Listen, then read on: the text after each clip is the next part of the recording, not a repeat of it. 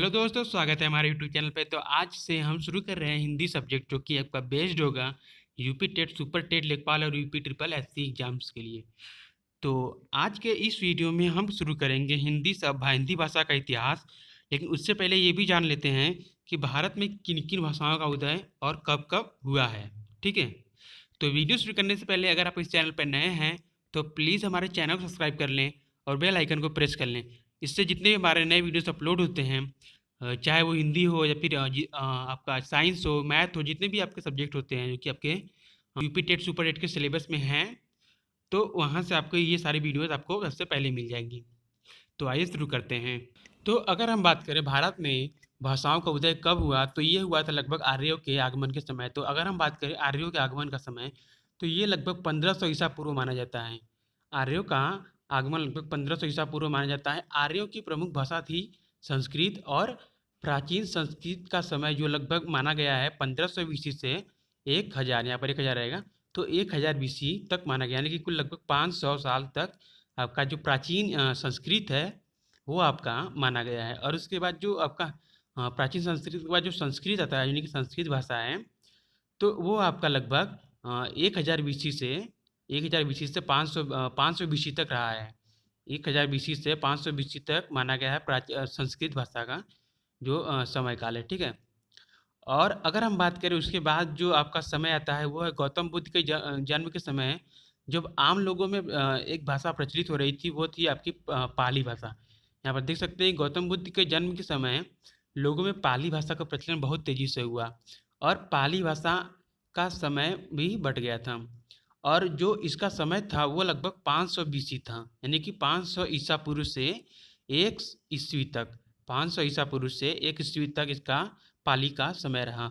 और इसी क्रम में जो महावीर जैन थे, जो कि जैन धर्म के संस्थापक थे, इसी बीच प्राकृतिक भाषा का भी उदय हुआ, और इनका समय जो था ये 1 से लेकर 500 ईस्वी तक माना गया है। अब यहाँ पर देखिए जो गौतम बुद्ध की जितनी भी रचनाएं हैं, जितने भी ग्रंथ हैं, वो सभी आपके पाली ग्रंथ हैं। ठीक है, और जितने भी लिखे गए वो सभी पाली भाषा में लिखे गए हैं। और महावीर जैन थे, जो जैन धर्म के संस्थापक थे, तो इनके द्वारा जो लिखी गई पुस्तकें हैं वो थी आपकी प्राकृतिक भाषा में। ठीक है, तो प्राकृतिक भाषा में लिखी गई थी, और इनका जो समय था वो लगभग, यानी कि जो प्राकृतिक भाषा का जो समय था वो लगभग 1 ईस्वी से लेकर 500 ईस्वी तक रहा है।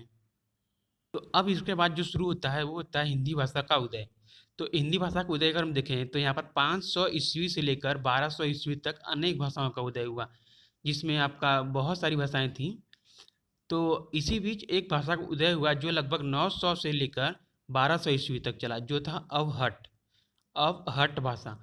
और इसी बीच जो आपका 500 से लगभग 1000 ईस्वी तक चला है, वो लगभग अवभट्ट भाषा थी। और उसके बाद आपका आता है अवहट्ट रचना, जो कि आपका 900 से लेकर 1200 ईस्वी तक चलती है।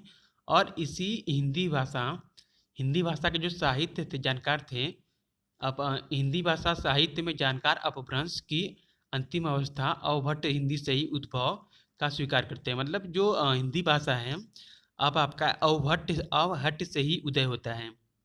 जो हिंदी भाषा का जो समय है वो अवहट्ट से ही उदय होता है। यहाँ तक कि जो चंद्रधर शर्मा गुलेरी थे, उन्होंने प्राचीन हिंदी को अवहट्ट भाषा से ही स्वीकारा है, यानी कि अवहट्ट भाषा को ही प्राचीन हिंदी स्वीकारा है, जो चंद्रधर शर्मा गुलेरी थे।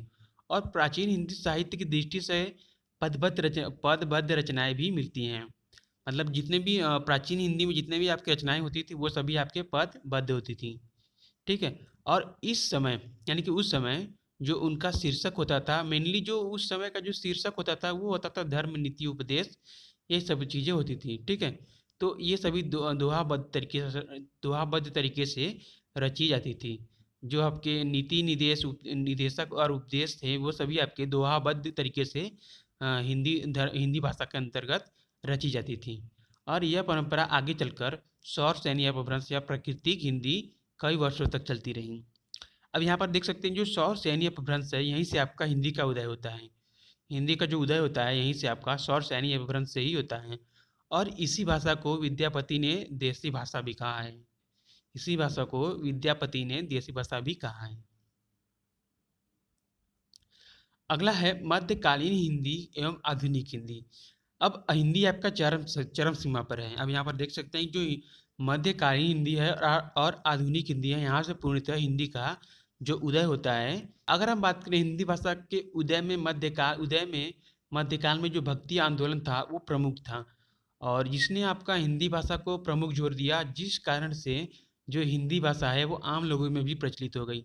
और इसके बाद आधुनिक काल में भारत में स्वतंत्रता संग्राम के कारण खूब बोले जाने लगी, और जिसमें लोगों में स्वतंत्रता की लहर के लिए अनेक साहित्य की रचनाएं जो कि हिंदी में ही की जाने लगी, और जिस कारण हिंदी और प्रचलित भी हो गई। और इसी बीच जब हमारा देश आज़ाद हुआ, तो उस समय के जो प्रधानमंत्री थे यानी कि पंडित जवाहरलाल नेहरू जी थे, तो उन्होंने क्या किया कि हिंदी भाषा को ही राष्ट्र की भाषा घोषित कर दिया। अब यह जो हिंदी भाषा थी वो पूर्ण रूप से आपका आधुनिक आधुनिक भाषा बन गई। ठीक है, तो यहाँ पे देख सकते हैं जो आज़ादी के बाद हिंदी भाषा को राष्ट्रभाषा भी बनाना इसका जो प्रमुख कारक था इसके प्रचलित होने का। ठीक है, भाषा का जो उदय है ये था आज का वीडियो। तो आई होप कि ये वीडियो आपको पसंद आया होगा। वीडियो पसंद आया हो तो प्लीज़ हमारे चैनल को सब्सक्राइब कर लें, और वीडियो का पसंद आया हो तो वीडियो को लाइक करें, और मिलते हैं फिर नेक्स्ट वीडियो में हिंदी के नेक्स्ट टॉपिक के साथ।